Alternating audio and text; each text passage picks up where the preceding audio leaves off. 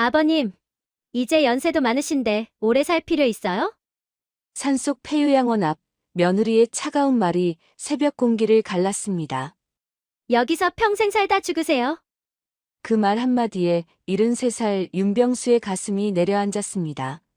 평생 먼지와 땀 속에서 일하며 모은 돈, 자식을 위해 참고 버텨온 세월. 그 모든 것이 단 한마디 말로 한순간에 쓰레기처럼 버려졌습니다. 아들 부부의 차는 산길을 따라 사라졌습니다.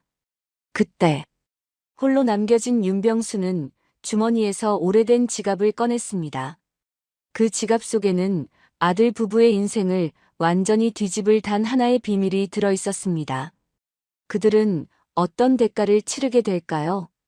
사연 시작 전 구독과 좋아요를 눌러주시고 어디서 듣고 계신지 댓글 남겨주시면 당신의 하루의 작은 기적이 깃들기를 바라겠습니다.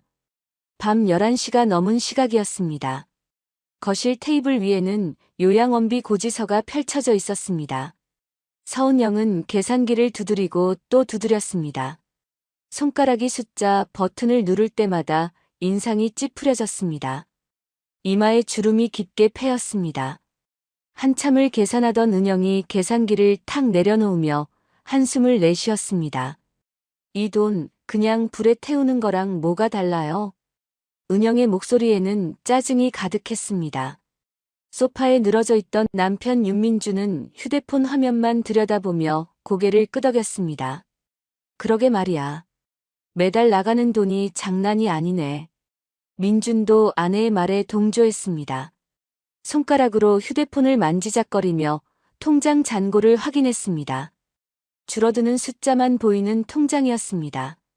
가슴이 답답했습니다. 은영이 몸을 앞으로 기울였습니다.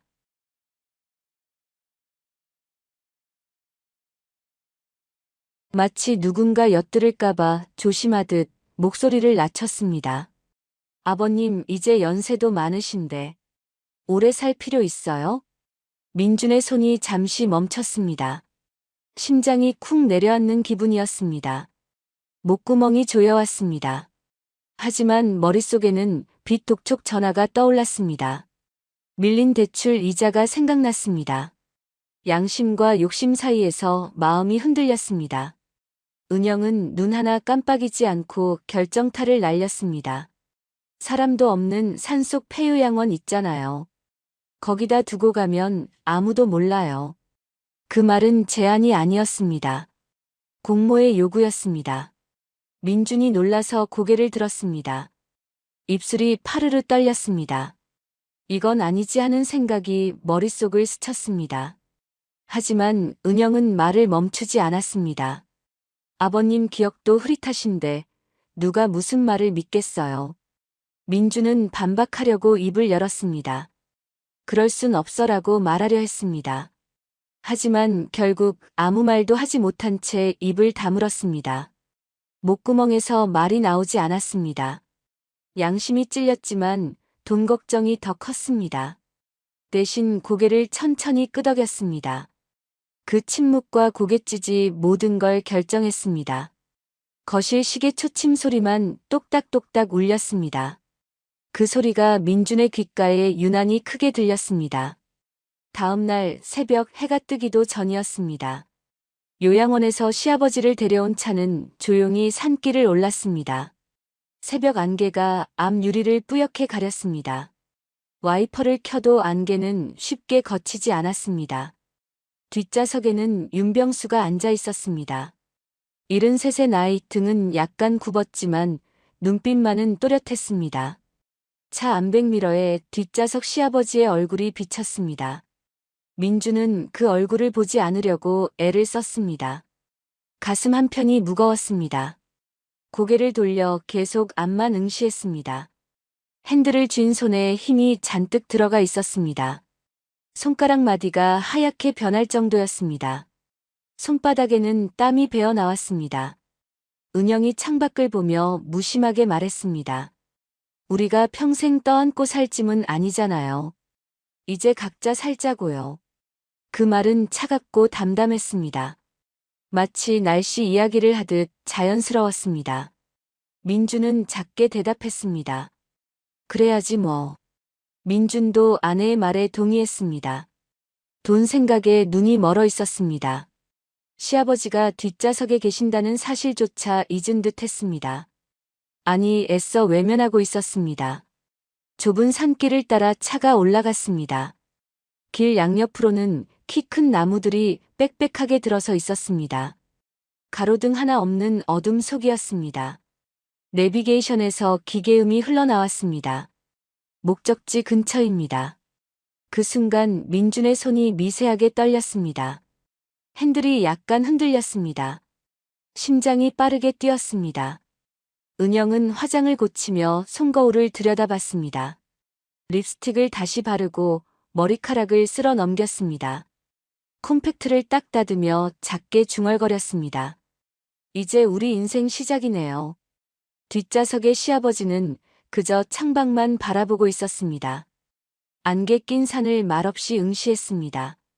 윤병수의 가슴 속에는 실망이 깊게 자리 잡았습니다.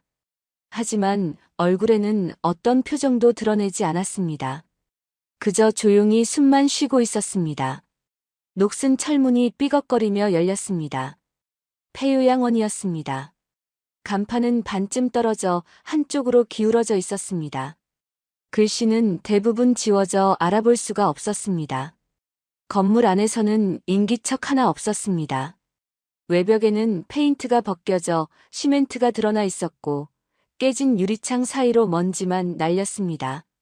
입구 계단에는 낙엽이 수북이 쌓여 있었습니다. 오래전에 사람의 손길이 끊긴 곳이었습니다. 은영은 짐을 내려놓듯 시아버지를 차에서 내리게 했습니다. 차 문을 열어주지도 않았습니다. 윤병수는 천천히 스스로 차 문을 열고 내렸습니다. 낡은 가방 하나가 전부였습니다. 무릎이 시큰거렸지만 내색하지 않았습니다. 은영이 건물을 둘러보며 말했습니다. 아버님, 여기 공기 좋네요.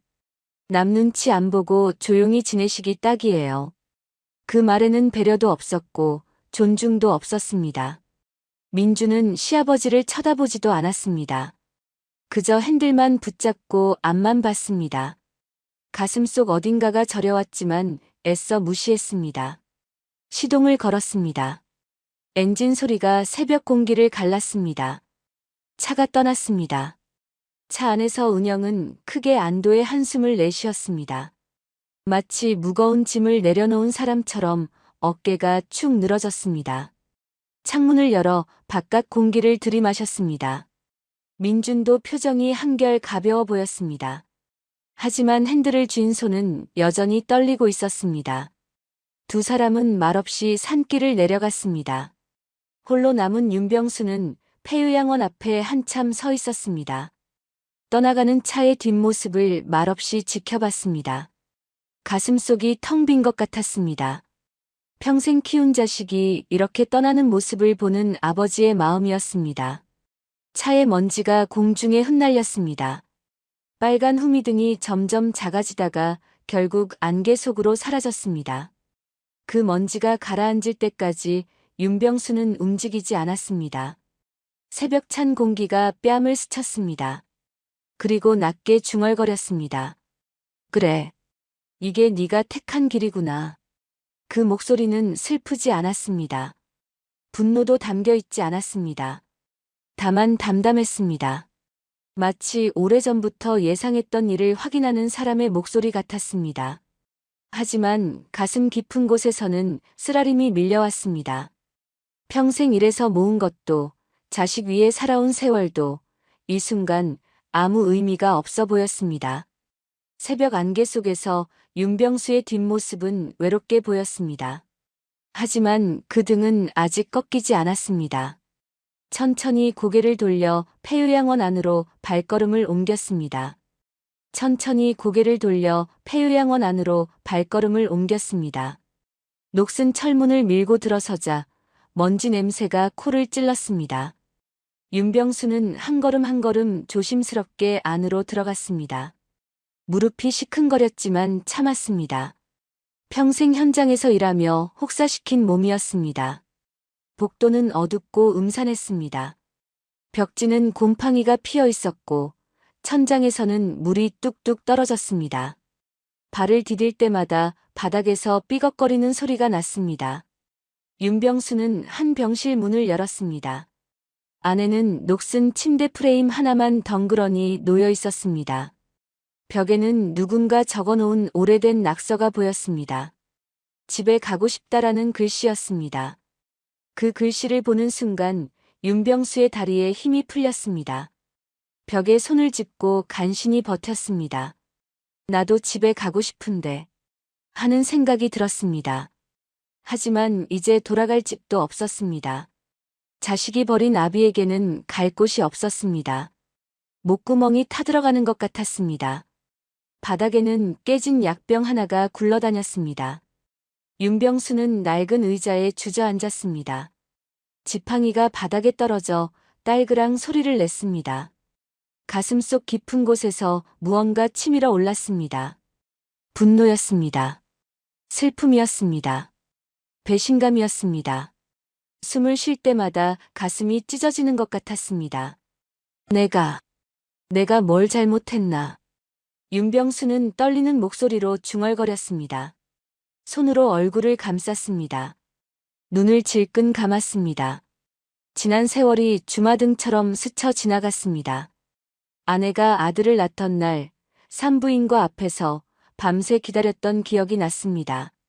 작고 빨간 얼굴의 아기를 처음 안았을 때의 떨림이 생각났습니다.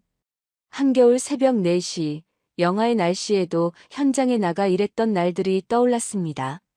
동상으로 손가락 끝이 퍼렇게 변해도 참았습니다. 아들 학비를 벌어야 했으니까요. 점심은 라면으로 때우고 저녁은 굶는 날도 많았습니다. 아들에게는 고기 사주고 싶어서였습니다. 그래도 이럴 순 없는 거 아니냐. 윤병수는 떨리는 목소리로 말했습니다. 주먹을 꽉 쥐었습니다. 손톱이 손바닥을 파고들었습니다. 아팠지만 그 고통조차 지금의 마음 아픔에 비하면 아무것도 아니었습니다. 눈가가 뜨거워졌습니다. 하지만 눈물은 흘리지 않았습니다. 평생 울지 않고 살아온 사람이었습니다.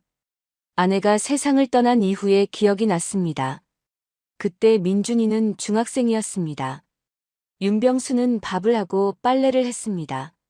서툰 손으로 도시락을 싸서 아들 학교에 갖다 줬습니다. 반찬이 부실해서 미안했습니다. 아이들이 놀릴까봐 교문 앞까지만 갔다가 돌아왔습니다. 민준아, 아비가 그렇게 부끄러웠더냐. 윤병수는 울먹이는 목소리로 중얼거렸습니다. 가슴이 미어졌습니다. 73년을 살아온 인생이었습니다. 전쟁통에 태어나 굶주리며 자랐고 맨손으로 일어서서 가정을 꾸렸습니다. 아내 먼저 보내고 혼자 아들 키웠습니다. 손주 보는 게 소원이었습니다. 아들 곁에서 조용히 늙어가는 게 바람이었습니다. 인생 끝이 이렇게 자식한테 버림받는 거란 말이냐. 윤병수는 목이 메어 말을 잇지 못했습니다. 손으로 가슴을 쓸어내렸습니다. 숨이 막혔습니다. 70평생의 무게가 한꺼번에 짓눌렀습니다. 그 모든 세월의 끝이 이렇게 폐요양원에 버려지는 것이었습니다. 사람도 찾지 않는 산속, 썩어가는 건물에 홀로 남겨진 것이었습니다. 천천히 지갑을 꺼냈습니다. 손이 떨렸습니다. 낡은 가죽 지갑이었습니다. 20년도 넘게 사용한 것이었습니다. 모서리가 닳아서 실밥이 풀려 있었습니다. 지갑을 열자 돈은 얼마 없었습니다. 10,000원짜리 몇 장이 전부였습니다. 대신 접힌 서류 봉투가 들어 있었습니다. 그 옆에는 작은 사진 한 장이 있었습니다.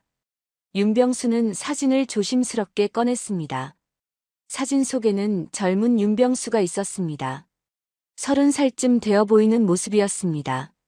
까무잡잡하게 그을린 얼굴에 땀이 맺혀 있었습니다. 하지만 웃고 있었습니다. 등에는 3살배기 아들 민준을 업고 있었습니다. 아들도 활짝 웃고 있었습니다. 윤병수의 눈가에 주름이 깊게 패였습니다. 사진을 한참 들여다봤습니다. 손가락으로 사진 속 아들의 얼굴을 쓰다듬었습니다. 그때는 행복했습니다. 가난해도 행복했습니다. 아들만 있으면 세상을 다 가진 것 같았습니다. 민준아, 아빠가 뭘 잘못했니? 윤병수는 떨리는 목소리로 물었습니다. 대답은 없었습니다. 사진 속 아들은 그저 웃고만 있었습니다. 윤병수의 눈시울이 붉어졌습니다. 목이 메었습니다. 가슴 속에서 무언가 터져 나오려고 했습니다. 너한테 부족한 게 뭐가 있었니? 내가 뭘 더 해줬어야 했니? 윤병수는 울먹였습니다. 평생 참아온 눈물이 차올랐습니다. 하지만 끝내 흘리지 않았습니다. 이를 악물었습니다. 주먹을 쥐었습니다. 슬픔이 분노로 바뀌었습니다. 사진을 천천히 접어 넣었습니다. 더 이상 보고 싶지 않았습니다. 서류 봉투를 꺼냈습니다. 접힌 종이를 펼쳤습니다. 병수 케어타운 실소유 증빙 서류라는 제목이 보였습니다. 그 아래에는 윤병수의 이름이 실소유주로 적혀 있었습니다. 평생 모은 돈과 땅을 팔아 마지막으로 지은 사업이었습니다. 윤병수의 표정이 천천히 바뀌었습니다. 슬픔이 가라앉았습니다. 분노가 차갑게 식었습니다. 대신 차가운 결기가 눈빛에 서렸습니다. 떨리던 손이 멈췄습니다. 흐릿한 노인이 아니었습니다. 평생 현장을 지휘했던 사람의 눈빛이었습니다. 아비노릇은 오늘까지다.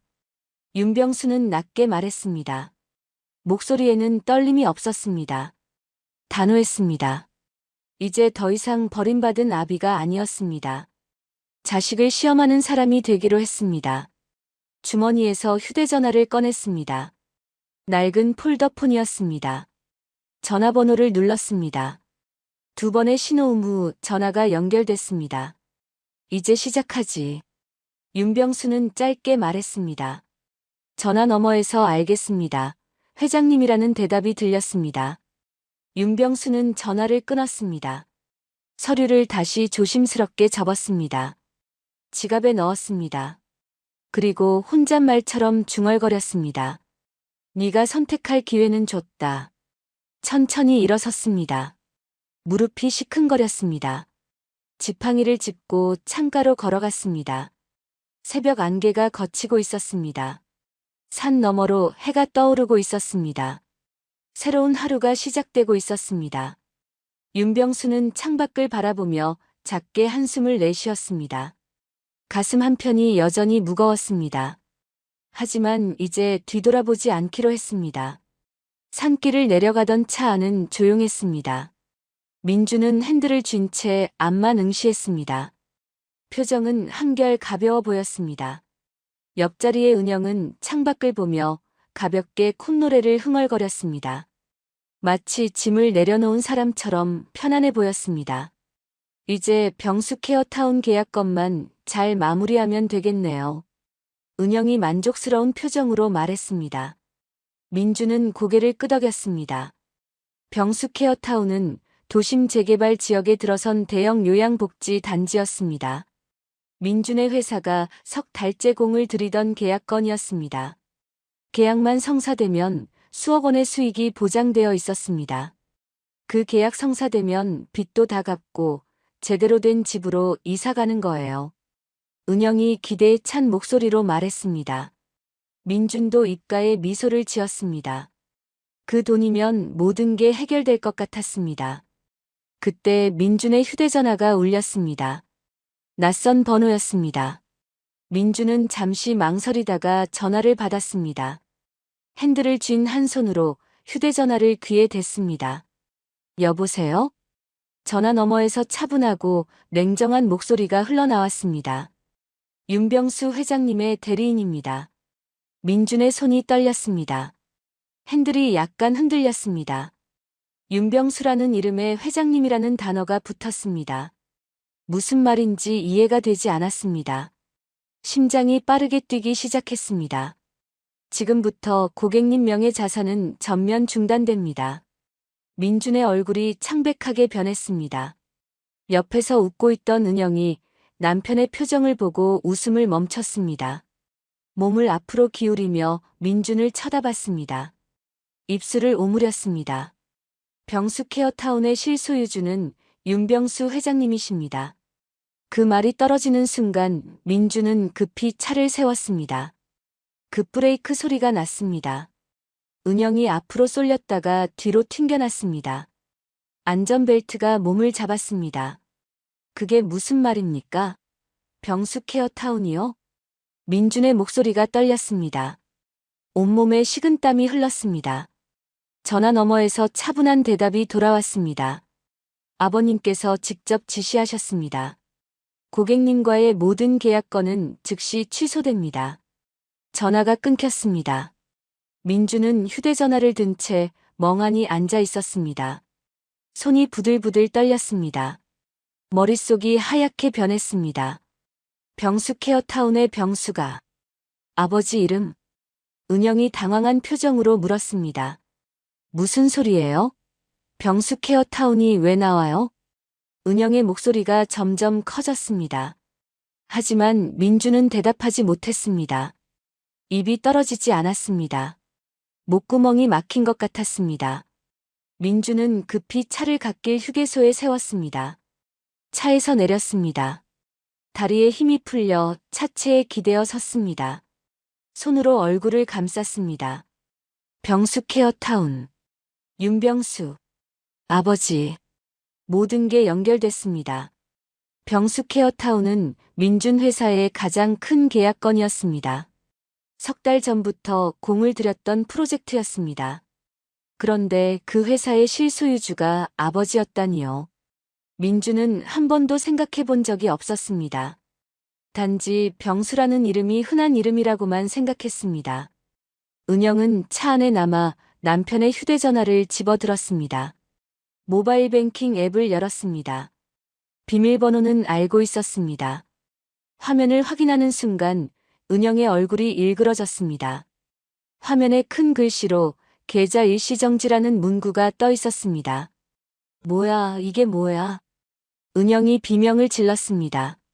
차 문을 박차고 나왔습니다. 하이힐을 신은 발로 허둥지둥 민준에게 달려갔습니다. 휴대전화를 들이밀며 소리쳤습니다. 계좌가 정지됐어요. 대체 무슨 일이에요? 민준은 휴대전화를 받아들었습니다. 손이 떨려서 제대로 쥐지도 못했습니다.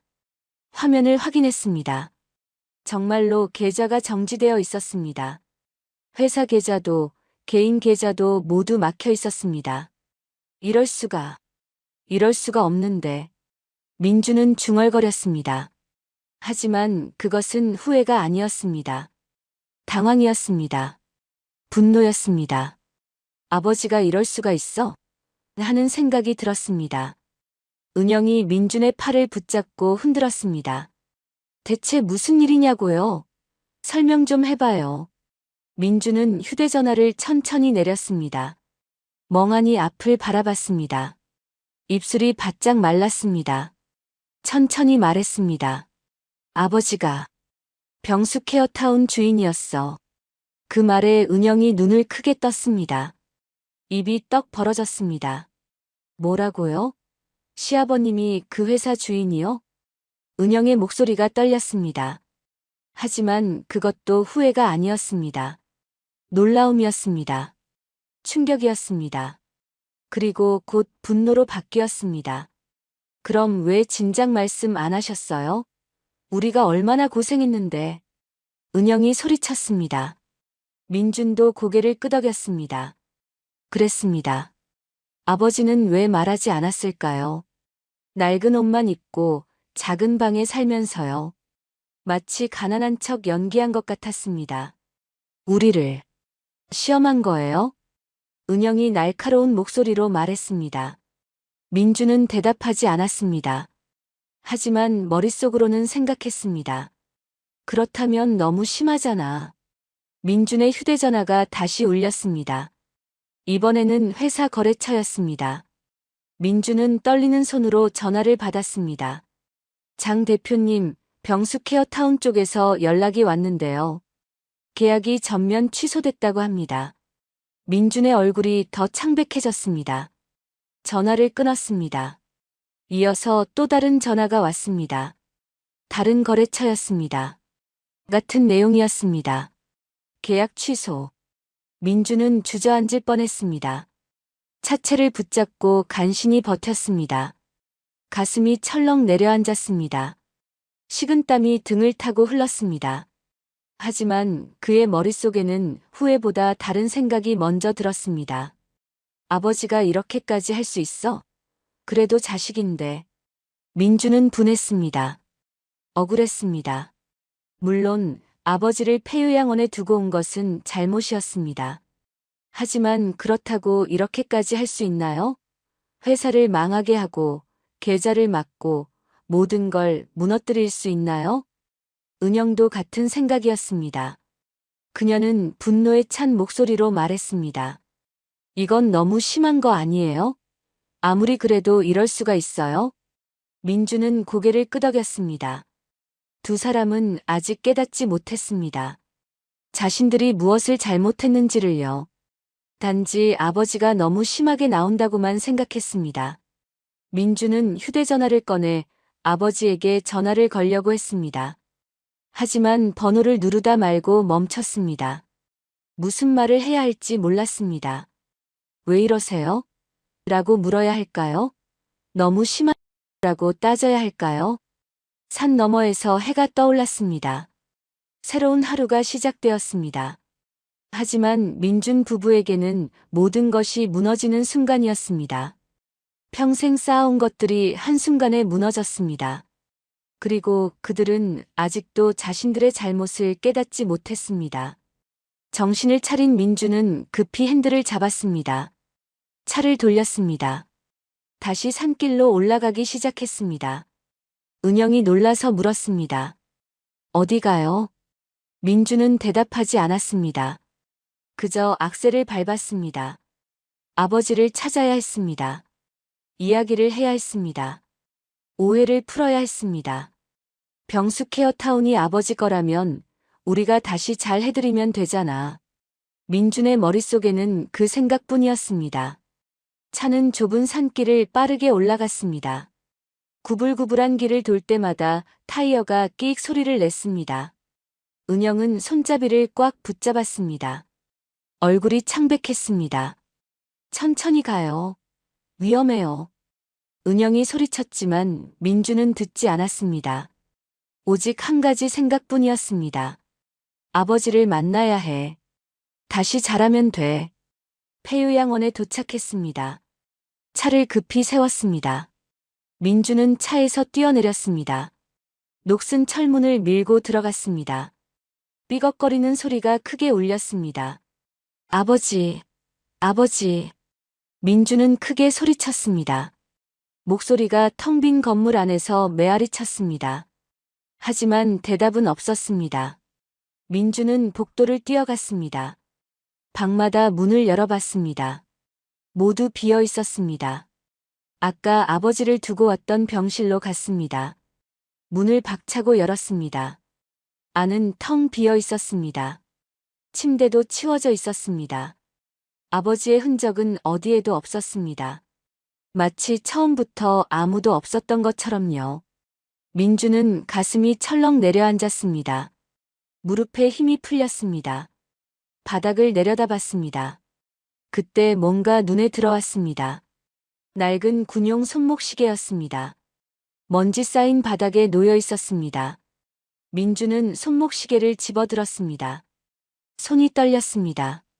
아버지의 손목시계였습니다. 평생 차고 다니던 것이었습니다. 민준이 어렸을 때부터 아버지 손목에 있던 시계였습니다. 시계를 뒤집었습니다. 뒷면에 각인된 글씨가 보였습니다. 1987. 민준아 아빠가 되어 기쁘다. 민준이 태어난 해였습니다. 아버지가 민준을 낳고 처음 산 물건이었습니다. 당시 월급의 절반이 넘는 돈을 주고 샀다고 어머니에게 들었던 기억이 났습니다. 민준의 눈가가 뜨거워졌습니다. 손목시계를 꽉 쥐었습니다. 그 옆에 또 다른 것이 놓여 있었습니다. 가족 사진이었습니다. 오래된 사진이었습니다. 민준이 초등학생 때 찍은 것 같았습니다. 아버지, 어머니, 그리고 어린 민준이 함께 웃고 있었습니다. 민준은 사진을 집어들었습니다. 사진 뒷면에 뭔가 적혀 있었습니다. 어머니의 필체였습니다. 우리 가장 행복했던 날이라고 쓰여 있었습니다. 민준의 눈가가 붉어졌습니다. 목이 메었습니다. 아버지. 민준은 작게 불렀습니다. 하지만 대답은 없었습니다. 텅 빈 방만 있을 뿐이었습니다. 민준은 사진과 시계를 품에 안았습니다. 가슴이 무너지는 것 같았습니다. 밖에서 엔진 소리가 들렸습니다. 민준은 고개를 들었습니다. 창문으로 달려갔습니다. 숲길에 검은 벤츠 한 대가 멈춰 서 있었습니다. 고급차였습니다. 번쩍이는 차체가 아침 햇살을 반사했습니다. 뒷좌석 창문이 천천히 내려갔습니다. 윤병수의 얼굴이 보였습니다. 깔끔하게 정돈된 회색 정장을 입고 있었습니다. 어제 본 초라한 모습이 아니었습니다. 당당했습니다. 위엄이 있었습니다. 민주는 창문을 열고 소리쳤습니다. 아버지, 잠깐만요. 민주는 급히 방을 나와 뛰었습니다. 복도를 지나 밖으로 나갔습니다. 하지만 벤츠까지의 거리가 멀었습니다. 민준이 달려가는 동안 윤병수는 차 안에서 아들을 바라봤습니다. 윤병수의 가슴 속에는 복잡한 감정이 일렁였습니다. 달려오는 아들을 보니 마음이 흔들렸습니다. 저렇게 달려오는구나 하는 생각이 들었습니다. 하지만 동시에 쓴웃음이 나왔습니다. 지금 와서 뭘 하려는 거냐? 계좌가 막히고 돈이 끊겨서 그제야 달려오는구나. 윤병수는 창틀을 꽉 쥐었습니다. 손에 힘이 잔뜩 들어갔습니다. 손가락 마디가 하얗게 변했습니다. 가슴이 저렸습니다. 평생을 키운 자식이었습니다. 첫걸음말을 떼던 날, 초등학교 입학식 때 손잡고 갔던 날, 대학 합격했다고 기뻐하던 날들이 스쳐 지나갔습니다. 하지만 이미 선택은 끝났다. 윤병수는 눈을 감았습니다. 깊게 숨을 들이마셨습니다. 새벽 차 안장면이 떠올랐습니다. 며느리가 우리가 평생 떠안고 살 짐은 아니잖아요. 각자 살자고요라고 말했을 때 아들은 그래야지 뭐라고 대답했습니다. 백미러로 보이던 그 장면이 눈에 선했습니다. 아들은 자신을 제대로 쳐다보지도 않았습니다. 폐요양원 앞에 내려놓을 때도 마찬가지였습니다. 며느리가 공기 좋네요. 조용히 지내시기 딱이에요라고 말했을 때 아들은 끝내 자신을 제대로 보지 못했습니다. 시동을 걸고 그냥 떠났습니다. 한 번도 뒤돌아보지 않았습니다. 그 순간들이 윤병수의 가슴을 찔렀습니다. 귓가에 맴돌았습니다. 아직도 생생했습니다. 나는 내게 그저 짐이었구나 하는 생각이 들었습니다. 가슴속 어딘가가 무너졌습니다. 윤병수는 눈을 떴습니다. 아들은 이제 거의 다 왔습니다. 숨을 헐떡이며 차에 가까이 다가왔습니다. 윤병수는 아들의 얼굴을 똑바로 봤습니다. 그 눈빛을 읽었습니다.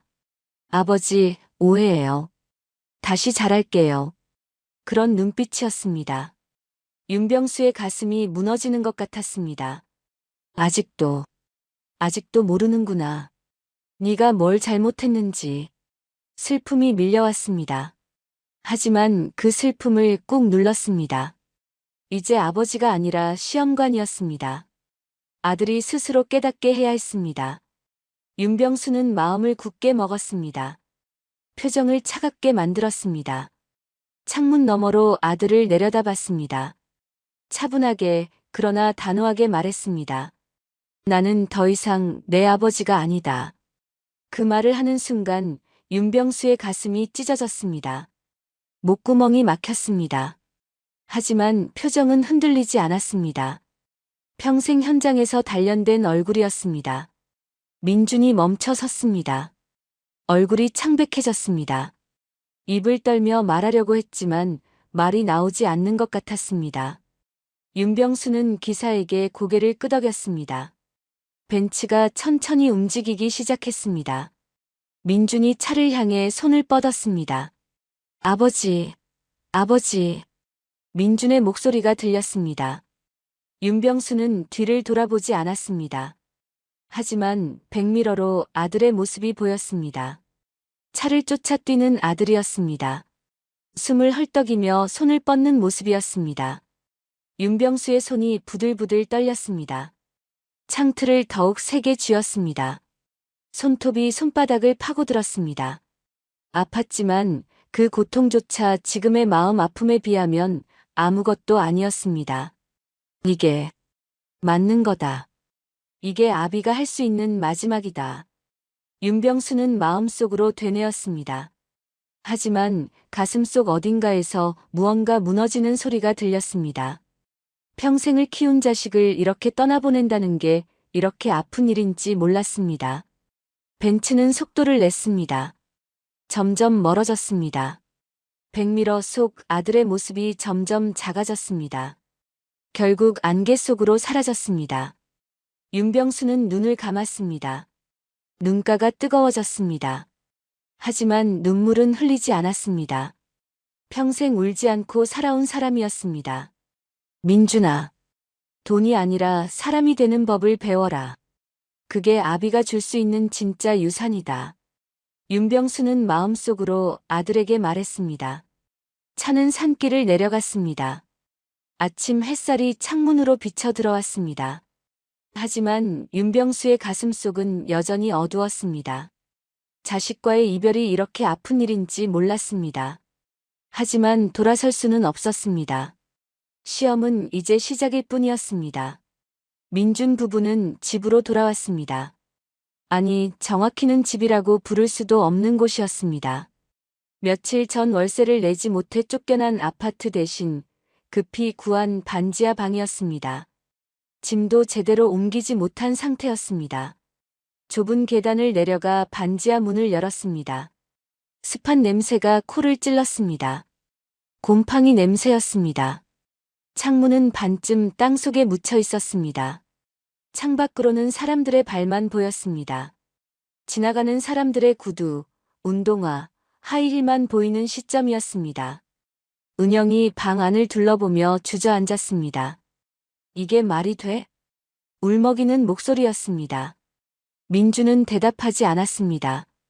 그저 창가에 서서 밖을 바라봤습니다. 사람들의 발만 보이는 풍경이었습니다. 며칠 전만 해도 높은 아파트에서 내려다보던 풍경이 눈앞에 있었는데 이제는 올려다봐야 하는 처지가 됐습니다. 현관문을 두드리는 소리가 났습니다. 민준이 문을 열었습니다. 우체부가 서 있었습니다. 등기우편을 건네줬습니다. 여러 통이었습니다. 민준은 받아들고 문을 닫았습니다. 봉투를 하나씩 뜯었습니다. 30일 내 미납 시 압류 절차 진행. 빨간 글씨로 인쇄된 독촉장이었습니다. 하나가 아니었습니다. 2통, 3통, 4통. 모두 독촉장이었습니다. 은행, 카드회사, 대출회사. 온통 빚 독촉뿐이었습니다. 은영이 독촉장을 하나 집어들었습니다. 읽다가 소리를 질렀습니다. 아버지가 이럴 수가 있어요? 그래도 자식인데. 민준도 같은 생각이었습니다. 물론 아버지를 폐요양원에 두고 온 것은 잘못이었습니다. 하지만 이렇게까지 할 수 있나요? 회사를 망하게 하고 계좌를 막고 집까지 빼앗을 수 있나요? 민준의 휴대전화가 울렸습니다. 낯선 번호였습니다. 민준은 떨리는 손으로 전화를 받았습니다. 윤병수 회장님의 대리인입니다. 그 차분한 목소리였습니다. 민준은 숨을 삼켰습니다. 온몸이 긴장됐습니다. 회장님께서 조건을 제시하셨습니다. 민준은 귀를 기울였습니다. 조건이라니요. 그럼 기회가 있다는 말인가요? 가슴이 두근거렸습니다. 7일 동안 현장에서 일해 정확히 100만 원을 벌어오십시오. 민준의 눈이 커졌습니다. 현장이라니요? 건설 현장을 말하는 건가요? 자신은 대학을 나왔습니다. 회사를 운영했습니다. 현장에서 일을 하라고요? 하루라도 빠지면 모든 것은 끝입니다. 전화가 끊겼습니다. 민주는 휴대전화를 든 채 멍하니 서 있었습니다. 은영이 물었습니다. 무슨 전화예요? 민주는 천천히 대답했습니다. 7일 동안 현장에서 일해서 100만 원을 벌어오래요. 은영의 입이 떡 벌어졌습니다. 현장 노동이요? 우리가요? 민주는 고개를 끄덕였습니다. 은영이 소리쳤습니다. 현장 노동이요? 내 체면은 어떻게 되는 거예요? 민준도 같은 생각이었습니다. 체면이 말이 아니었습니다. 대학 동창들을 어떻게 마주보나요? 하지만 다른 방법이 없었습니다. 계좌는 막혔고 빚은 쌓여가고 집은 압류 직전이었습니다. 내가 할게요. 당신은 집에 있어요. 민준이 말했습니다. 하지만 은영은 짜증스러운 표정으로 고개를 저었습니다. 바깥일은 한 번도 해본 적 없는데 제가 어떻게 해요? 당신이나 알아서 하세요. 은영의 목소리는 날카로웠습니다. 짜증이 가득했습니다. 마치 자신과는 상관없는 일인 것처럼 말했습니다. 민주는 아무 말도 하지 않았습니다. 그저 창밖을 바라봤습니다. 사람들의 발이 계속 지나갔습니다. 은영이 방 안을 왔다 갔다 했습니다. 짜증스러운 표정이었습니다. 아, 정말.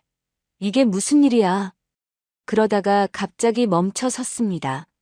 뭔가 생각난 듯한 표정이었습니다. 아, 그래도 돈은 벌어야 하니까. 어쩔 수 없이 나도 나가야겠네요. 하지만 제대로 된 일이나 있겠어요? 은영의 말투는 여전히 불만투성이었습니다. 마치 억지로 끌려가는 사람 같았습니다. 민주는 아무 대답도 하지 않았습니다.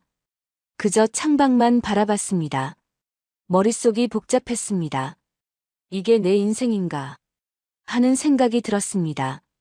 며칠 전만 해도 회사 대표였습니다. 사람들이 사장님이라고 불렀습니다. 하지만 지금은 반지하 방에서 현장 노동을 걱정하고 있습니다. 은영은 방 구석에서 짐을 뒤지기 시작했습니다. 무언가 찾고 있는 것 같았습니다. 입으로는 계속 투덜거렸습니다. 아이고 진짜. 이런 꼴을 보다니. 민주는 그 모습을 멍하니 바라봤습니다.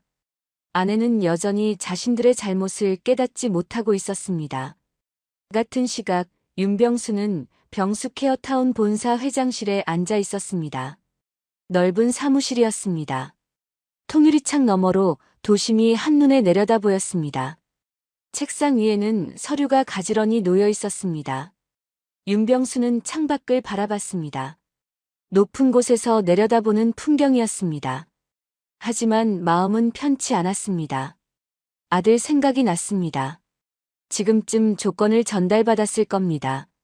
어떤 표정을 짓고 있을까요? 분노할까요? 아니면 절망할까요? 윤병수는 눈을 감았습니다. 가슴이 무거웠습니다. 이게 맞는 건가? 하는 생각이 들었습니다. 너무 가혹한 건 아닐까요? 하지만 곧 고개를 저었습니다. 아들이 배워야 했습니다. 돈이 아니라 사람이 되는 법을요. 윤병수는 책상 서랍을 열었습니다. 안에는 오래된 사진첩이 들어 있었습니다. 천천히 꺼내 펼쳤습니다. 첫 페이지에는 갓 태어난 민준의 사진이 있었습니다. 빨간 얼굴로 울고 있는 아기였습니다. 윤병수는 사진을 쓰다듬었습니다. 손가락이 떨렸습니다. 민준아, 아비는 네가 사람이 되기를 바란다. 윤병수는 마음속으로 중얼거렸습니다. 눈가가 뜨거워졌습니다. 하지만 눈물은 흘리지 않았습니다. 페이지를 넘겼습니다. 돌잔치 사진이 나왔습니다. 윤병수가 민준을 안고 있는 사진이었습니다. 얼마나 기뻤는지 얼굴에 환한 웃음이 가득했습니다. 이렇게 좋았었는데. 윤병수는 생각했습니다. 가슴이 저렸습니다. 또 페이지를 넘겼습니다. 초등학교 입학식 사진이었습니다. 민준이 커다란 책가방을 메고 서 있었습니다. 윤병수가 옆에서 손을 잡고 있었습니다.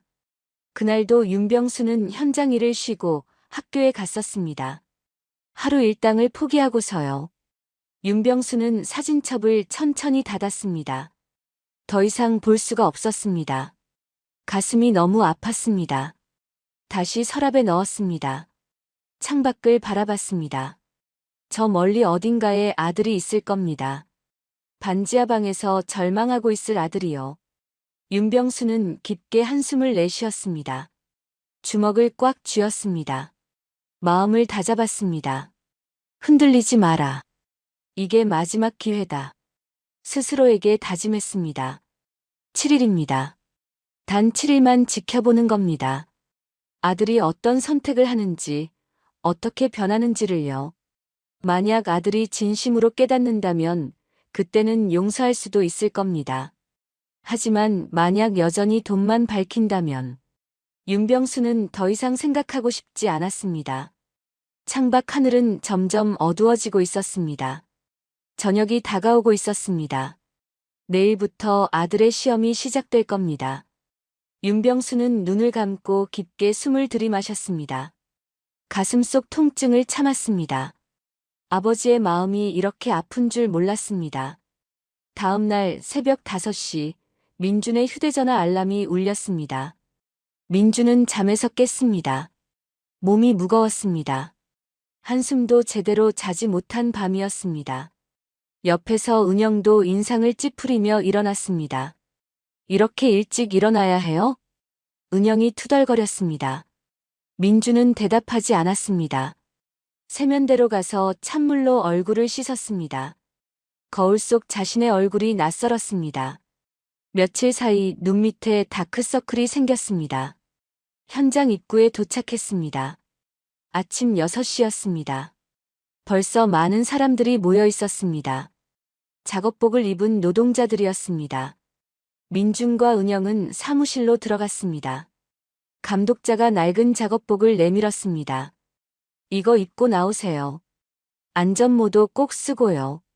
민준은 작업복을 받아들었습니다. 낡고 때 묻은 작업복이었습니다. 다른 사람이 입었던 것 같았습니다. 민준은 자존심이 상했습니다.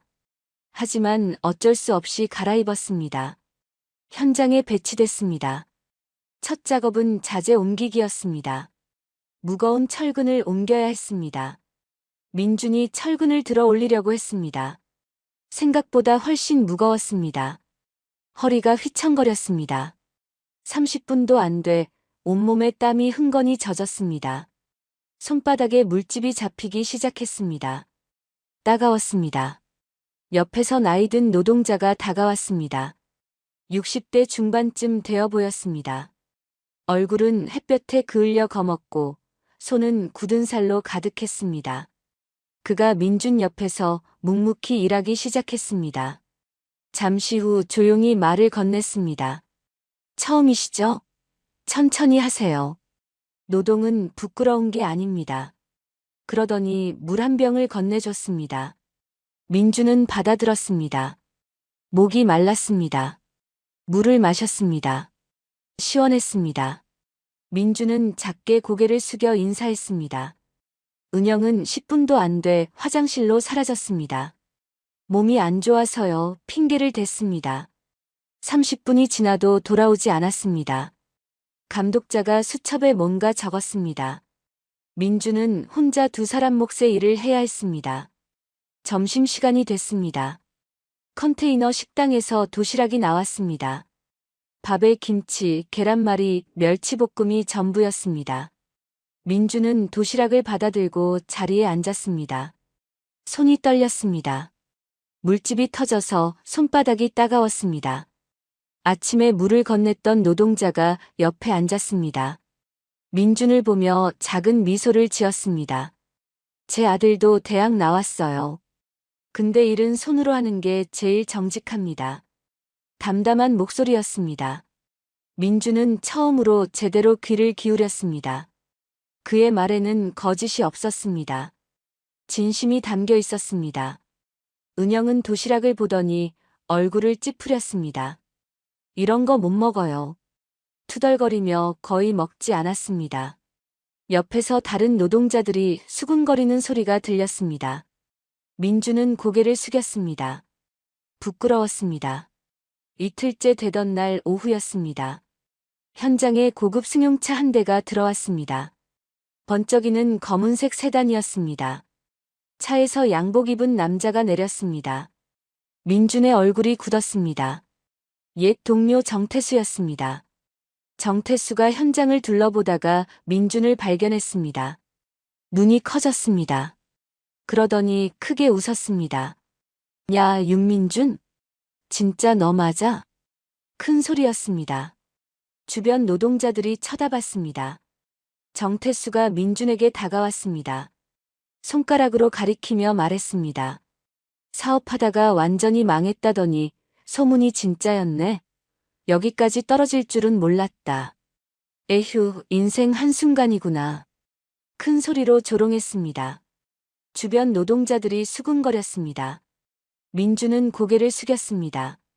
아무 말도 하지 못했습니다. 얼굴이 화끈거렸습니다.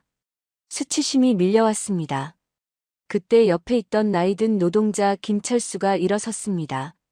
정태수를 향해 단호하게 말했습니다. 일 안 하실 거면 나가주세요. 여긴 일하는 사람들 있습니다. 정태수가 김철수를 쳐다봤습니다. 비웃는 표정이었습니다. 에이, 뭐야 이 양반. 하지만 김철수는 눈빛을 거두지 않았습니다. 정태수는 결국 돌아섰습니다. 차를 타고 떠났습니다. 김철수는 다시 자리에 앉아 도시락을 먹었습니다. 아무 일도 없었다는 듯이요. 민준은 김철수를 봤습니다. 고마웠습니다. 하지만 말로 표현할 수가 없었습니다. 목이 메었습니다. 김철수가 민준을 보며 작게 고개를 끄덕였습니다. 그것만으로 충분했습니다. 같은 시각 윤병수는 병수 케어타운 회장실에 앉아 있었습니다. 책상 위에는 보고서가 놓여 있었습니다. 현장 감독자가 보낸 것이었습니다. 이틀째 상황이 적혀 있었습니다. 윤병수는 보고서를 천천히 읽었습니다. 윤민준 성실하게 작업 수행. 동료의 도움을 받음. 옛 지인에게 공개적 모욕을 당했으나 묵묵히 견뎌냄. 서은영, 계속해서 작업 태만.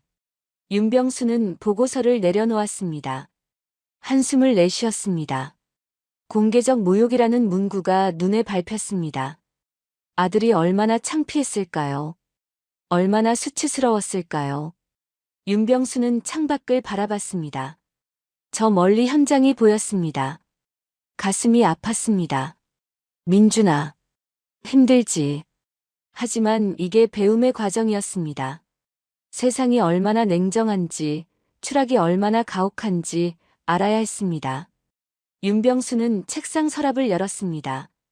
오래된 사진이 들어 있었습니다. 젊은 시절 윤병수가 현장에서 땀 흘리는 모습이었습니다. 안전모를 쓰고 작업복을 입고 어깨에 자재를 메고 있었습니다. 윤병수는 사진을 쓰다듬었습니다. 민준아, 아비도 이 길을 걸었단다. 사람들에게 무시도 당하고 조롱도 들었단다. 눈가가 뜨거워졌습니다. 하지만 윤병수는 마음을 다잡았습니다. 사진을 다시 서랍에 넣었습니다. 아직 5일이 남았습니다. 아들이 끝까지 견뎌내기를 바랐습니다. 그리고 진짜 사람이 되기를 바랐습니다. 창밖 해가 저물고 있었습니다. 윤병수는 깊게 한숨을 내쉬었습니다. 가슴이 무거웠습니다. 자식을 이렇게 힘들게 하는 게 맞는 건지 여전히 확신이 서지 않았습니다. 하지만 참았습니다. 이것이 진짜 사랑이라고 믿으며요. 7일째 아침이 밝았습니다. 민주는 새벽같이 일어났습니다. 온몸이 쑤셨습니다. 일주일 동안 현장에서 일한 결과였습니다. 손바닥은 물집이 터지고 굳은 살이 생기기 시작했습니다. 허리는 항상 뻐근했습니다. 하지만 이제는 조금 익숙해졌습니다. 반지하 방 침대에서 은영은 일어나지 않았습니다. 이불을 뒤집어 쓰고 있었습니다. 민준이 불렀습니다. 일어나야죠. 오늘이 마지막 날이에요. 은영이 이불 속에서 대답했습니다. 몸이 안 좋아서요. 못 가겠어요. 민준은 아무 말도 하지 않았습니다. 지난 7일 동안 은영은 제대로 일한 적이 거의 없었습니다. 화장실 핑계, 몸이 아프다는 핑계로 빠지기 일쑤였습니다. 민준이 혼자 두 사람 몫을 했습니다. 그럼 혼자 가겠습니다. 민준은 작업복을 챙겨 나갔습니다. 문을 닫을 때 은영이 말했습니다. 돈은 꼭 챙겨오세요. 민준은 대답하지 않았습니다. 문을 닫고 계단을 올라갔습니다. 새벽 공기가 차가웠습니다. 현장에서 마지막 날 일을 시작했습니다. 민준은 묵묵히 일했습니다. 김철수가 옆에서 함께 일했습니다. 두 사람은 말이 많지 않았습니다. 하지만 서로를 이해하고 있었습니다. 점심시간 김철수가 민준에게 물었습니다. 아드님, 아버지도 이 일 하셨어요? 민준은 고개를 끄덕였습니다. 목이 메었습니다. 제 아버지도 평생 이렇게 사셨어요. 처음으로 솔직하게 말했습니다. 김철수는 작게 미소를 지었습니다. 그럼 아버님 마음을 이제 아시겠네요. 민준은 대답하지 못했습니다. 눈가가 뜨거워졌습니다. 김철수의 말이 가슴에 박혔습니다. 오후가 되었습니다. 일을 하던 중 김철수가 발을 헛디뎠습니다. 비틀거렸습니다. 민준이 급히 부축했습니다. 괜찮으세요? 김철수는 손을 내저었습니다. 괜찮아요. 발목을 좀 삐끗했나 봅니다. 하지만 걸음이 불편해 보였습니다. 민준은 김철수를 의무실로 데려갔습니다. 간단한 치료를 받았습니다. 의무실 직원이 말했습니다. 병원에 가보시는 게 좋겠어요. 김철수는 고개를 저었습니다. 괜찮아요. 일당 받아야 해서요. 민준은 그 말을 듣고 가슴이 아팠습니다. 김철수에게도 생계가 있었습니다. 하루 일당이 절실했습니다. 정산 시간이 됐습니다. 사무실에서 봉투를 받았습니다. 민준은 봉투를 열어 돈을 세어봤습니다. 95만 원이었습니다. 100만 원에 조금 못 미쳤습니다. 은영이 일을 제대로 하지 않았으니 당연한 결과였습니다. 민준은 잠시 생각했습니다. 그리고 지갑에서 5만 원을 꺼냈습니다. 자신의 마지막 돈이었습니다. 김철수를 찾아갔습니다. 이거 병원비로 쓰세요. 김철수는 손을 내저었습니다. 안 됩니다. 저는 괜찮아요. 하지만 민준은 김철수의 손에 돈을 쥐어줬습니다. 도움 많이 받았습니다. 꼭 받으세요. 김철수는 한참을 망설이다가 돈을 받았습니다. 눈가가 붉어졌습니다. 수고했습니다. 아버님께 잘하세요. 악수를 청했습니다. 민준은 악수를 받았습니다. 김철수의 손은 거칠었지만 따뜻했습니다. 다른 동료 노동자들도 다가왔습니다. 고생했어요. 잘하셨어요. 그들이 어깨를 두드려줬습니다. 민준은 코끝이 찡해졌습니다. 이 사람들은 자신을 무시하지 않았습니다. 오히려 격려해줬습니다. 저녁 8시 약속 장소였습니다. 한적한 공원 벤치였습니다. 가로등 불빛 아래 윤병수가 앉아 있었습니다. 회색 정장을 입고 있었습니다. 민준은 멀리서 아버지를 봤습니다. 발걸음이 무거웠습니다. 윤병수도 민준을 봤습니다. 아들이 걸어오고 있었습니다. 작업복 차림이었습니다.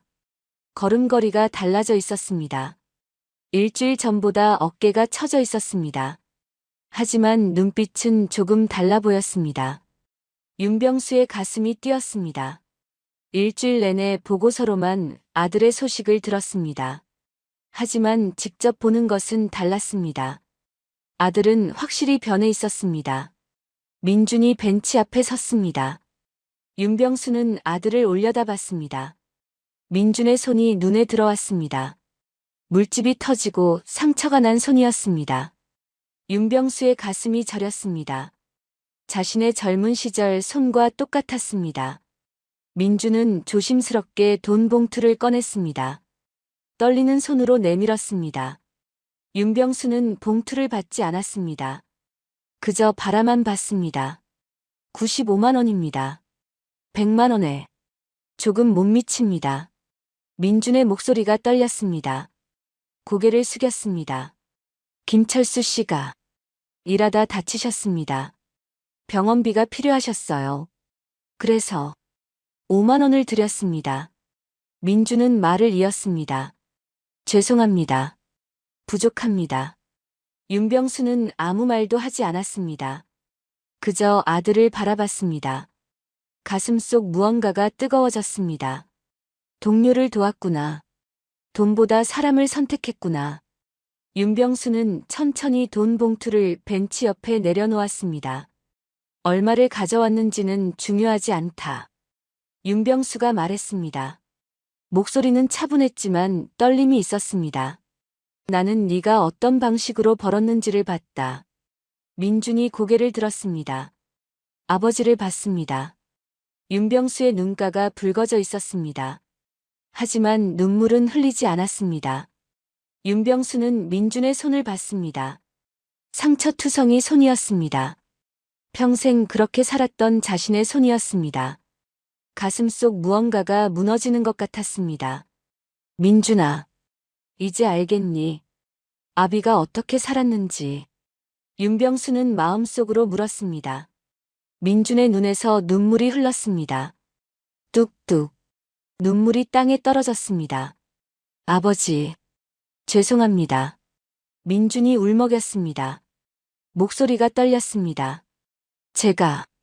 제가 몰랐습니다.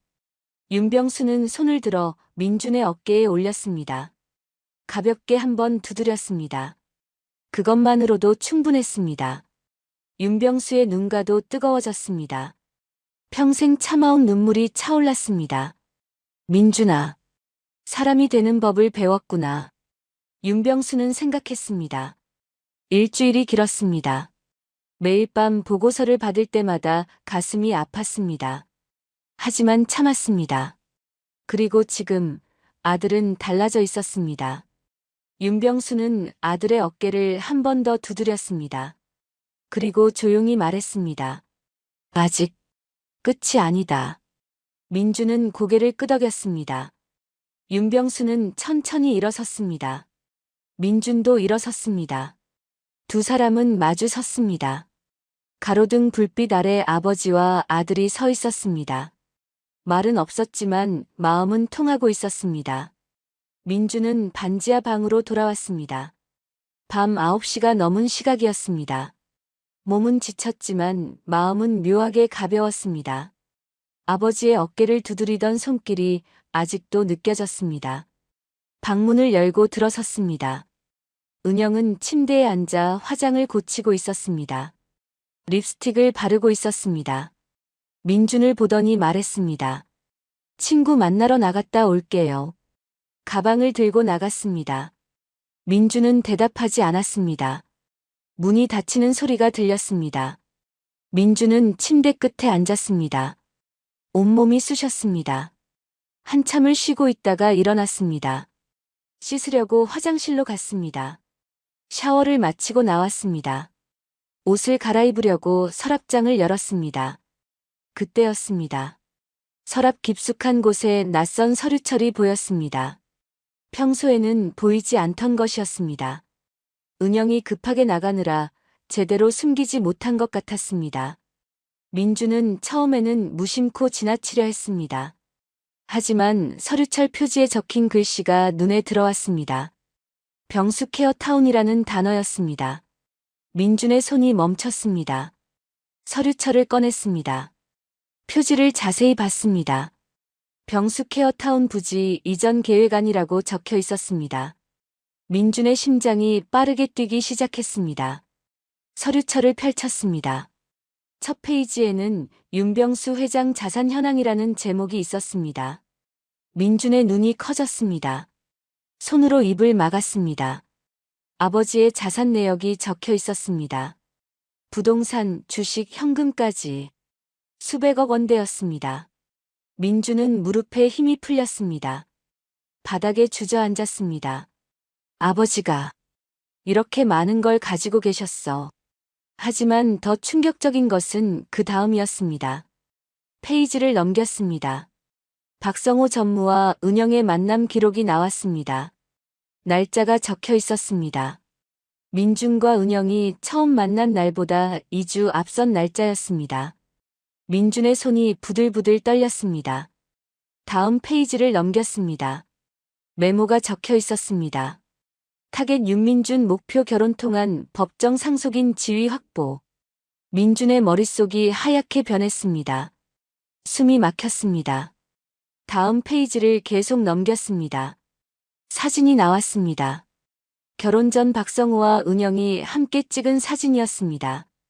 두 사람이 웃고 있었습니다. 사진 뒷면에 계획대로라고 적혀 있었습니다. 민준의 가슴이 무너졌습니다. 모든 것이 계획이었습니다. 은영이 자신에게 다가온 것도, 결혼을 한 것도 모두 계획이었습니다. 서랍을 더 뒤졌습니다. 손이 떨렸습니다. 구석에서 작은 녹음기가 나왔습니다. 민준은 녹음기를 집어들었습니다. 재생 버튼을 눌렀습니다. 민준은 아버지가 회장인 줄 모릅니다. 완벽합니다. 은영의 목소리였습니다. 이어서 남자 목소리가 들렸습니다. 치매 진단서만 확보하면 법정 대리인 지정 가능합니다. 박성호의 목소리였습니다. 민준은 녹음기를 떨어뜨렸습니다. 손으로 얼굴을 감쌌습니다. 온몸이 떨렸습니다. 내가 이용당한 거였어. 결혼식이 떠올랐습니다. 은영의 환한 웃음이 생각났습니다. 모두 거짓이었습니다. 민준을 사랑한 게 아니었습니다. 아버지의 재산이 목적이었습니다. 서랍을 계속 뒤졌습니다. 더 많은 서류가 나왔습니다. 가짜 치매 진단서 초안이었습니다. 윤병수를 치매 환자로 만들려는 계획이었습니다. 날짜도 적혀 있었습니다. 석 달 전부터 준비했던 것이었습니다. 민주는 서류들을 바닥에 쏟아냈습니다. 손으로 머리를 감쌌습니다. 눈물이 흘렀습니다. 아버지는 이 모든 걸 알고 계셨구나.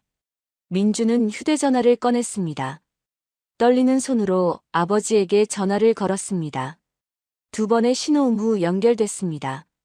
아버지, 제가 몰랐습니다. 민준의 목소리가 떨렸습니다. 윤병수는 조용히 들었습니다. 3개월 전부터 다 알고 있었다.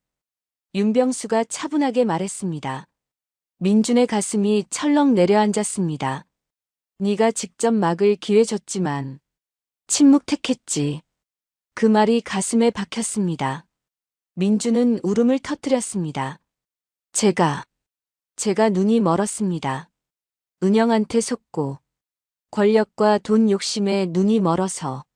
민준은 처음으로 깨달았습니다. 자신도 공모자였다는 것을요. 아버지를 폐요양원에 버린 것도, 침묵한 것도 모두 자신의 선택이었습니다. 윤병수는 회장실에서 전화를 받았습니다. 아들의 울음소리가 들렸습니다. 가슴이 저렸습니다. 하지만 표정은 흔들리지 않았습니다. 이제 어떻게 해야 할지 알겠지. 윤병수가 말했습니다. 민주는 전화 너머에서 고개를 끄덕였습니다. 전화가 끊겼습니다. 윤병수는 휴대전화를 내려놓았습니다. 창밖을 바라봤습니다. 밤하늘에 별이 빛나고 있었습니다. 윤병수는 깊게 한숨을 내쉬었습니다. 3개월 전 윤병수는 박성호 전무의 수상한 움직임을 포착했습니다. 조사를 시작했습니다. 그리고 며느리 은영과 손을 잡았다는 것을 알았습니다. 가짜 치매 진단서를 만들려 했다는 것도 알았습니다. 처음 알았을 때는 분노했습니다. 밤새 잠을 이루지 못했습니다. 주먹으로 책상을 쳤습니다. 하지만 곧 냉정해졌습니다. 아들에게 기회를 주자고 생각했습니다. 아들이 직접 막아주기를, 아내를 말리기를, 아버지를 지켜주기를 바랐습니다. 하지만 아들은 침묵했습니다. 아니, 동조했습니다. 폐요양원에 버리는 것을 막지 않았습니다. 그 순간 윤병수의 마음속에서 무언가 끊어졌습니다. 윤병수는 눈을 감았습니다. 아들의 울음소리가 귓가에 맴돌았습니다. 제가 눈이 멀었습니다. 그 말이 가슴을 찔렀습니다. 민준아, 이제야 깨달았구나. 윤병수는 생각했습니다.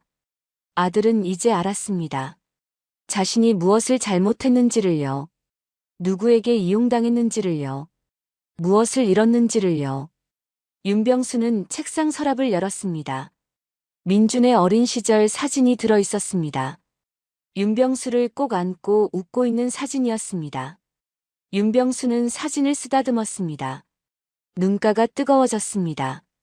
민준아, 이제 진짜 사람이 되어라.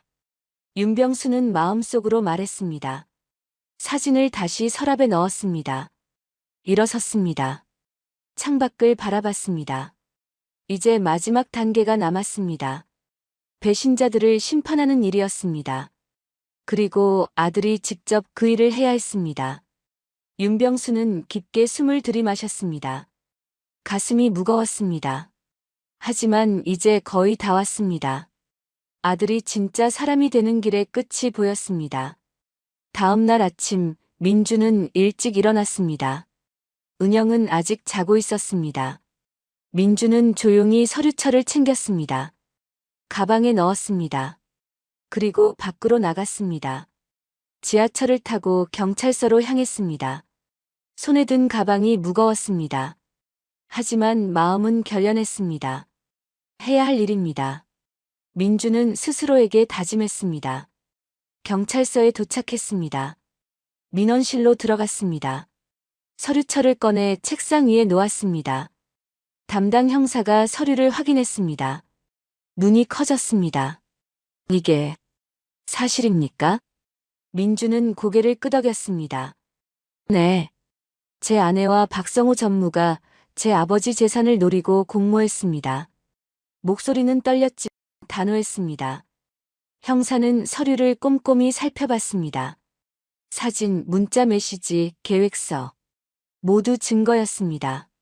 진술서 작성해 주셔야겠습니다. 민주는 몇 시간 동안 진술했습니다. 은영과 만난 과정, 결혼 과정, 그리고 아버지를 폐요양원에 버린 일까지 모두 솔직하게 말했습니다. 저도 몰랐습니다. 하지만 막지 못한 죄가 있습니다. 민준이 말했습니다. 형사는 고개를 끄덕이며 기록했습니다. 같은 날 오후 박성호의 사무실이었습니다. 문이 벌컥 열렸습니다. 형사 2명이 들어왔습니다. 박성호는 놀라서 일어섰습니다. 박성호 씨 사기 및 재산 편취 미수 혐의로 체포합니다. 형사가 수갑을 꺼냈습니다. 박성호의 얼굴이 창백해졌습니다. 뭐라고요? 무슨 소리예요? 하지만 소용없었습니다. 수갑이 채워졌습니다. 박성호는 끌려나갔습니다. 사무실 직원들이 수군거렸습니다. 곧 뉴스 속보가 떴습니다. 병수 케어타운 전무 횡령 및 사기 미수 혐의로 체포. 윤병수는 회장실에서 뉴스를 봤습니다. 텔레비전 화면에 박성호가 수갑을 차고 끌려가는 모습이 나왔습니다. 윤병수는 표정 하나 변하지 않았습니다. 그저 조용히 지켜봤습니다. 배신자는 대가를 치러야 한다. 윤병수는 생각했습니다. 3개월 동안 증거를 모았습니다. 박성호의 비리를 찾아냈습니다. 하지만 직접 고발하지 않았습니다. 아들이 하기를 기다렸습니다. 그리고 아들은 해냈습니다.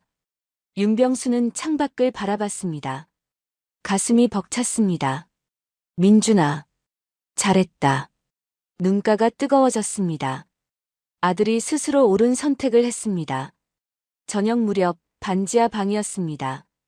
은영은 집에 있었습니다. 텔레비전을 보고 있었습니다. 뉴스에서 박성호 체포 소식이 나왔습니다. 은영의 얼굴이 하얗게 변했습니다. 이게 무슨... 그때 문을 두드리는 소리가 났습니다. 은영이 문을 열었습니다. 형사 2명이 서 있었습니다. 서은영 씨 사기 및 재산 편취 미수 혐의로 체포합니다. 은영은 뒤로 물러섰습니다. 안 돼요. 잘못 아신 거예요. 하지만 형사는 수갑을 꺼냈습니다. 은영의 손목에 수갑이 채워졌습니다. 차가운 쇠였습니다. 은영은 끌려나갔습니다. 경찰차에 태워졌습니다. 차가 출발했습니다. 은영은 창밖을 봤습니다. 반지하 방이 멀어졌습니다. 모든 게 무너졌습니다. 경찰서 유치장에 도착했습니다. 철창 안으로 들어갔습니다. 은영은 철창을 붙잡고 소리쳤습니다. 억울해요. 저 아무것도 안 했어요. 하지만 아무도 듣지 않았습니다. 은영은 주저앉았습니다. 차가운 바닥이었습니다. 잠시 후 윤병수가 유치장을 찾아왔습니다. 은영은 윤병수를 보자마자 철창을 붙잡았습니다. 무릎을 꿇었습니다. 제발 용서해 주세요. 회장님, 제가 잘못했어요. 눈물을 흘렸습니다. 하지만 윤병수의 표정은 차가웠습니다. 눈빛에는 동정이 없었습니다. 윤병수는 은영을 내려다봤습니다. 가슴속 깊은 곳에서 분노가 치밀었습니다. 하지만 표정은 변하지 않았습니다. 평생 현장에서 단련된 얼굴이었습니다.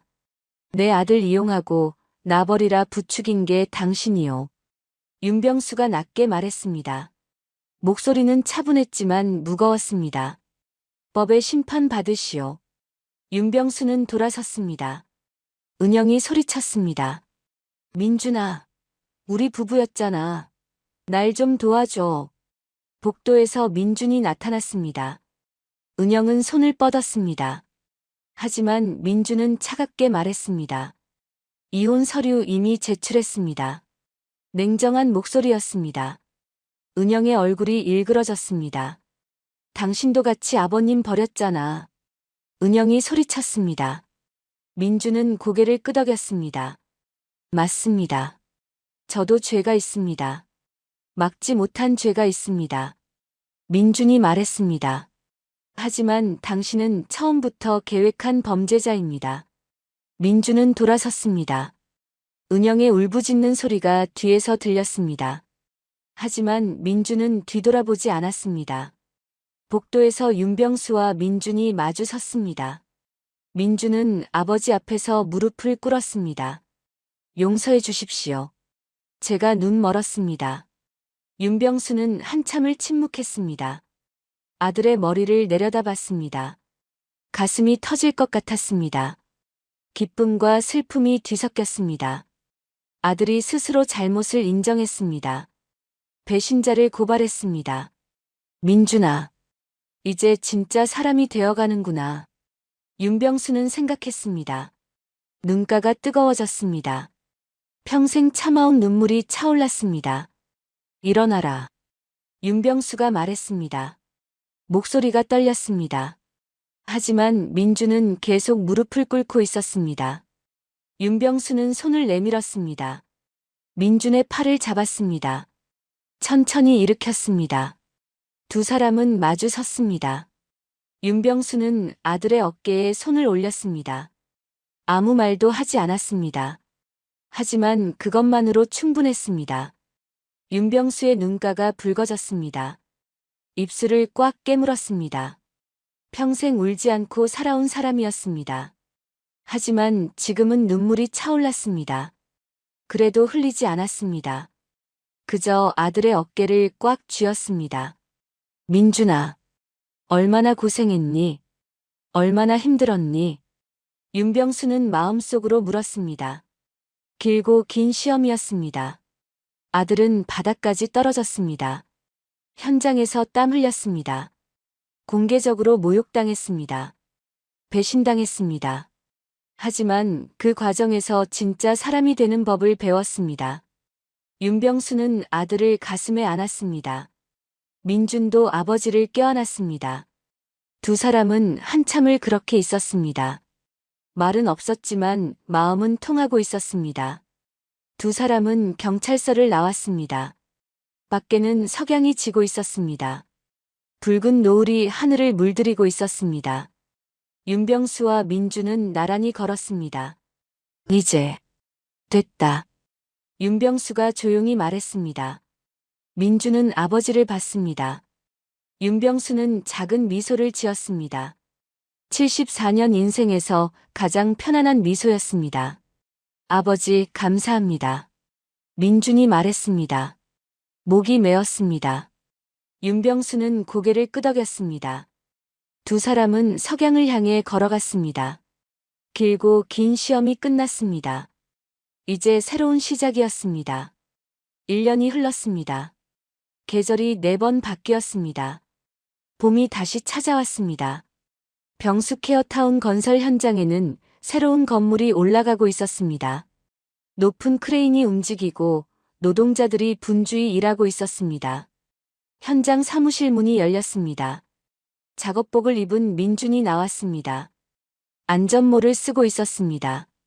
가슴에는 현장 책임자라는 명찰이 달려 있었습니다. 민준은 현장을 천천히 둘러봤습니다. 고층 구역으로 올라갔습니다. 안전장비를 직접 점검했습니다. 로프를 당겨봤습니다. 안전난간을 흔들어 봤습니다. 하나하나 꼼꼼히 확인했습니다. 노동자들의 안전이 가장 중요했습니다. 민준 씨, 수고하십니다. 한 노동자가 인사했습니다. 민준은 작게 미소를 지었습니다. 아닙니다. 다들 조심해서 일하세요. 점심시간이 됐습니다. 민준은 컨테이너 식당으로 갔습니다. 노동자들과 함께 줄을 섰습니다.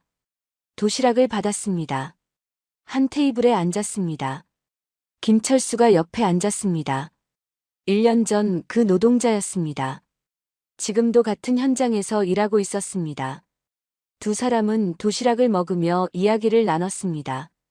요즘 어떻습니까? 김철수가 물었습니다. 민준은 고개를 끄덕였습니다. 배우고 있습니다. 매일매일요. 식사를 마치고 사무실로 돌아왔습니다. 책상 위에는 서류가 쌓여 있었습니다. 안전계획서, 자재발주서, 일정표. 민준은 하나하나 확인했습니다. 아버지가 하던 방식 그대로였습니다. 오후 3시 민준에게 전화가 왔습니다. 노동자 한 분이 다쳤다는 소식이었습니다. 민준은 급히 현장으로 뛰어갔습니다. 한 노동자가 발목을 삐끗한 것이었습니다. 괜찮으십니까? 민준이 물었습니다. 노동자는 괜찮다고 손을 저었습니다. 하지만 민준은 직접 부축했습니다. 의무실로 데려갔습니다. 간단한 치료를 받게 했습니다. 병원에 가보시는 게 좋겠습니다. 제가 차량 준비하겠습니다. 민준이 말했습니다. 노동자는 고개를 저었습니다. 괜찮습니다. 일당. 민준은 손을 내저었습니다. 일당은 그대로 드립니다. 건강이 먼저입니다. 노동자의 눈가가 붉어졌습니다. 고개를 숙여 인사했습니다. 같은 시각 병수케어타운 본사 회장실이었습니다. 윤병수는 창가에 서서 현장을 내려다보고 있었습니다. 저 멀리 민준의 모습이 보였습니다. 노동자를 부축해 의무실로 데려가는 모습이었습니다. 윤병수의 입가에 작은 미소가 번졌습니다. 가슴이 따뜻해졌습니다. 눈가가 촉촉해졌습니다. 민준아, 이제 진짜 사람이 되었구나. 윤병수는 천천히 의자에 앉았습니다. 깊게 한숨을 내쉬었습니다. 안도의 한숨이었습니다. 1년 전 그날이 떠올랐습니다. 경찰서 앞에서 석양을 바라보던 날이었습니다. 그날 이후 민준은 달라졌습니다. 윤병수는 매일 창가에서 아들을 지켜봤습니다.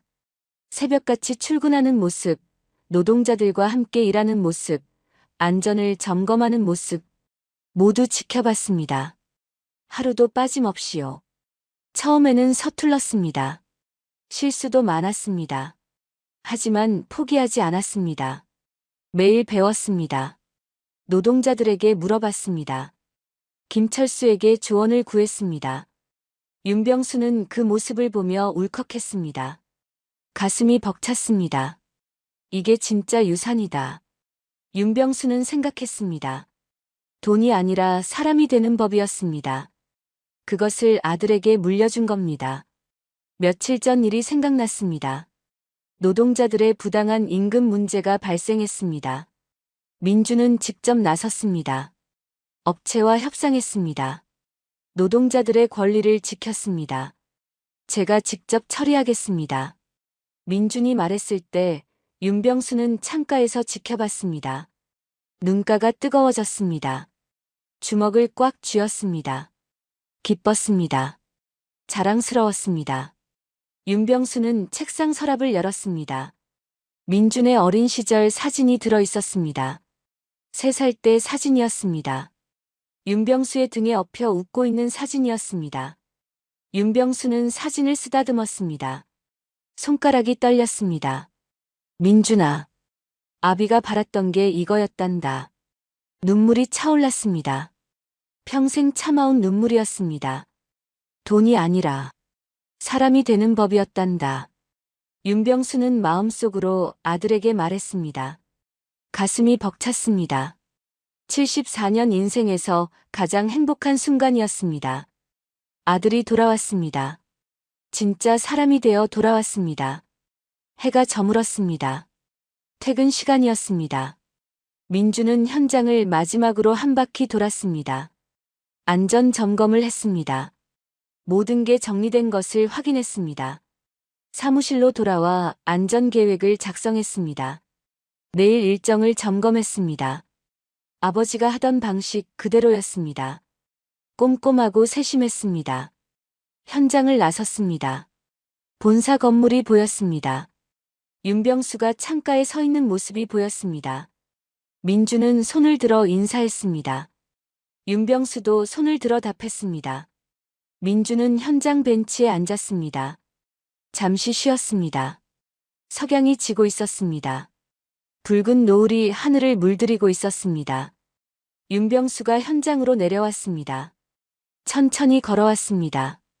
지팡이를 짚고 있었습니다. 민준 옆에 앉았습니다. 두 사람은 나란히 석양을 바라봤습니다. 말은 없었지만 마음은 통하고 있었습니다. 윤병수는 아들 옆에 앉아 가슴이 벅찼습니다. 이 순간을 얼마나 기다렸나 하는 생각이 들었습니다. 길고 긴 시험이었습니다. 아들도 힘들었고 자신도 힘들었습니다. 하지만 이제 끝났습니다. 한참을 그렇게 앉아 있다가 윤병수가 말했습니다. 이제 됐다. 짧은 말이었습니다. 하지만 그 안에는 많은 의미가 담겨 있었습니다. 민주는 아버지를 봤습니다. 윤병수는 작은 미소를 지었습니다. 주름진 얼굴에 환한 미소였습니다. 민준이 대답했습니다. 아버지, 감사합니다. 목이 메었습니다. 윤병수는 아들의 어깨를 한번 두드렸습니다. 그것만으로 충분했습니다. 윤병수의 가슴 속에는 감사함이 가득했습니다. 평생을 살면서 이런 기쁨을 느껴본 적이 없었습니다. 아들이 돌아왔습니다. 진짜 사람이 되어 돌아왔습니다.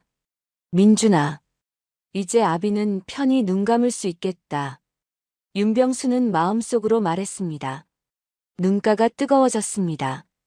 눈물이 흘렀습니다. 평생 처음으로 눈물을 흘렸습니다. 하지만 슬픔의 눈물이 아니었습니다. 기쁨의 눈물이었습니다. 석양이 완전히 지고 있었습니다. 하늘은 보라빛으로 변하고 있었습니다. 별이 하나둘 떠오르기 시작했습니다. 윤병수와 민주는 나란히 앉아 하늘을 바라봤습니다. 윤병수는 별을 보며 생각했습니다. 여보, 우리 아들이 사람이 됐소. 먼저 간 아내에게 말했습니다. 가슴이 벅찼습니다. 두 사람은 말없이 앉아 있었습니다. 아버지와 아들. 긴 시험을 끝내고 다시 만난 두 사람이었습니다. 이제 새로운 시작이었습니다.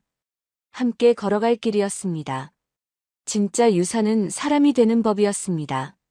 오늘 이야기 함께 해주셔서 감사합니다. 다음 이야기로 다시 찾아뵐 수 있도록 구독과 좋아요 부탁드립니다. 오늘도 함께 해주셔서 감사합니다.